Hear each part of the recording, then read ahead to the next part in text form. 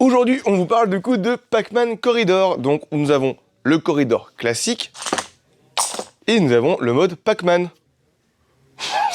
On peut jouer du coup soit chacun son camp, donc 1 contre 1, 2 ou 3 adversaires, ou alors chacun pour soi, mais on reprend le principe du corridor classique. Le but du jeu étant que Pac-Man doit récupérer les Pac-Gommes avant la perte de ses 3 vies. Et le but du jeu pour les fantômes, du coup, est de faire perdre 3 points de vie à Pac-Man.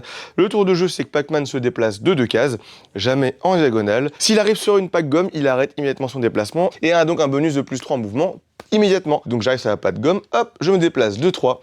Si je peux manger un fantôme, je le mange. Sinon, il ne se passe rien. Une fois que Pac-Man s'est déplacé, les petits fantômes vont se déplacer d'une case. Attention, si Pac-Man est dans la ligne de mire d'un des fantômes, il rentre en mode furie et avance directement de 2 cases vers lui. On continue ainsi de suite la partie. Ce qui est plutôt cool dans ce jeu-là, c'est déjà on revisite le corridor et surtout avec une licence qui est plutôt mondialement connue. Et en plus, on va pouvoir faire ses propres labyrinthes à l'aide des petites tuiles.